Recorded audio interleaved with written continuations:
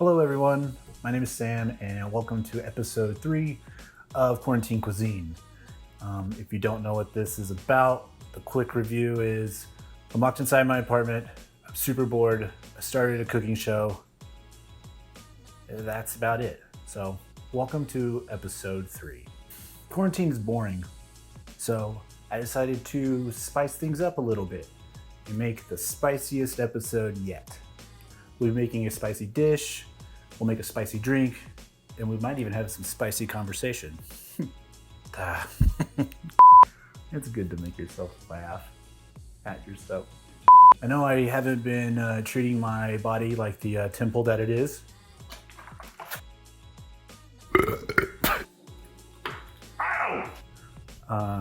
So this week we're going to be making a healthier dish. Healthier dish? It's not healthier. It's a healthier. I'll say healthier again. But it's a very easy dish and it's healthier. But don't worry, by the end of the episode, I will absolutely destroy my body for a TV show that I made up in my kitchen. So, on this spicy edition of Quarantine Cuisine, we're going to accomplish 3 things. We're going to make buffalo chicken wraps. Then we'll be doing a special edition of the Question Corner Spicy Edition with our special guest. And number 3, I'll be making another quarantine cocktail. I'll be making up pretty much on the spot. It's probably gonna be terrible. So, finger guns. Ugh. So today we'll be making spicy buffalo chicken wraps. I'm gonna show you a little trick to improve your chicken breast, because there's nothing worse than a dry chicken breast when you cook it. Except for maybe like a pandemic, and like right underneath that is dry chicken breast. I mean, there's a few other things in there. You know, popcorn kernel stuck in your teeth. Whew. People going outside right now, that's above popcorn kernel, but still under pandemic, but it's under the pandemic, so that makes sense. So those two are tied. And then like right underneath that, people who talk in movies, don't do that. It's super annoying. In between pandemic and that would be people who don't put their shopping carts back. Who do you think you are? Put your shopping cart back. Right above that are guys who yell, "Let's go!" when nothing's happening. Patriarchy? You kidding me? I hate a lot of stuff. I'll work on it. I'll show you an easy trick to help bring back a frozen chicken breast back to life, make it a little juicier. So yeah, let's get spicy.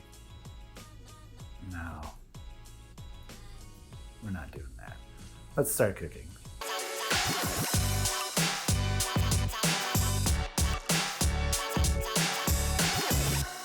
So first we're going to start with brining our frozen chicken breast. For every 1 cup of water, add 1 tablespoon of salt, and add any other seasoning you'd like to put into the mixture. Dunk your chicken breast into the brine and leave it in there at least until it completely thaws out, or at least up to 2 hours, but I like to push it as long as possible. Now let's move on to making our sauce. If you don't already have buffalo sauce, it's really easy to make. It's a 1-to-1 ratio with hot sauce and butter. I'm going to go for a spicy and sweet sauce for my buffalo chicken wraps today, but you do it however you want. I'll just give you a quick glimpse of everything that I'm adding. I'm mainly doing a lot of hot sauce, but I'm adding some elements in for sweet as well. I'm also adding a little bit of chicken stock, so when I reduce this down, it can help thicken it up. Once you get it to where you want it to be, add it to a pan and put it on the stove on low heat to reduce down while your chicken thaws out. Add it to a preheated oven at 400 degrees and leave it in there for about 20 minutes. While that's baking, let's go ahead and make our quarantine cocktail for the week. Let's start with our fanciest glass, our fanciest bottle of wine. Let's go ahead and splash a little bit of vodka on top, and then we'll do a floater of blood orange soda. Add an ice cube and give it a taste. This was actually surprisingly pretty good, but it's not as spicy as I wanted, so we're taking a lesson that we learned from last week's episode, and we're going to add an egg. Like I said, this was actually pretty good. I'm calling it my Sam in the City. Yeah, I added my name to the recipe again. Let's head on over to the Question Corner Spicy Edition. Welcome to a very special edition of the Question Corner. Today we have a very special guest. I'm really excited to bring him on. You might recognize him from his mildly entertaining cooking show, Quarantine Cuisine. Please welcome our good friend, Sam. Hey, thanks for having me. This is great. I like what you've done with the place. Thank you. That's really nice. I actually haven't had anybody over in a while. Been practicing social distancing?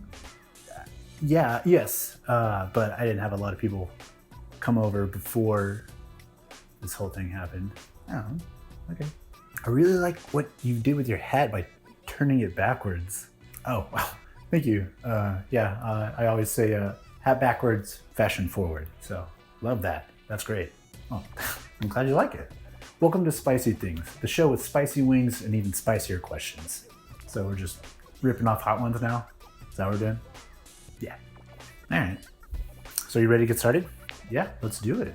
So we only have 2 chicken wings today because that's how many comes on a chicken. That adds up. But we've got some user submitted questions and some questions designed to produce a humorous response.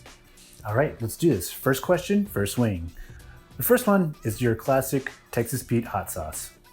Nothing too spicy, but it is delicious. Yeah, let's get started. First wing, here we go. The first question is a user submitted question. That's right, somebody actually sent in a question.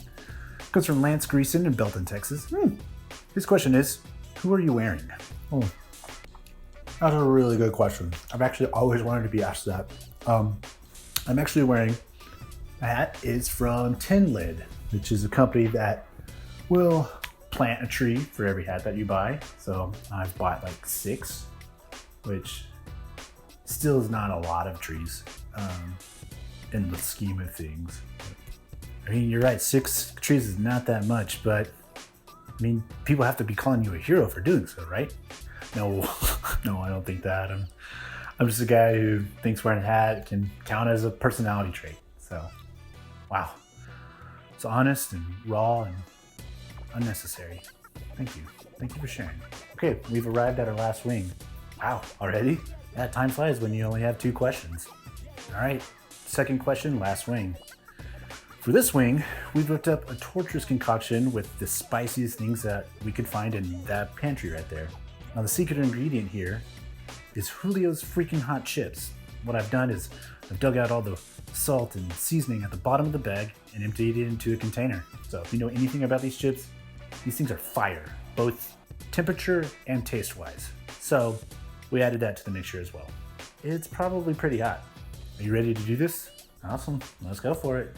So when this is all over and they make a movie about your rise to fame through this wonderful cooking show, which celebrity do you want to play you in your biopic? Biopic. You get it. Oh, you doing okay? It's pretty hot? Ow. Ow. That looks too hot. I wouldn't want to eat that. Hot.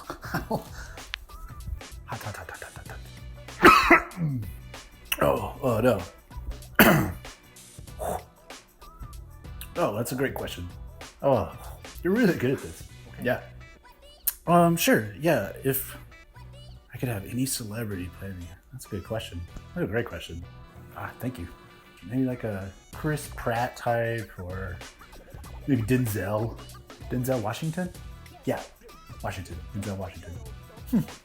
But I feel like I need to get somebody who can kind of capture my essence and my full cheeks. So I'm gonna have to go with Haley Joel Osment.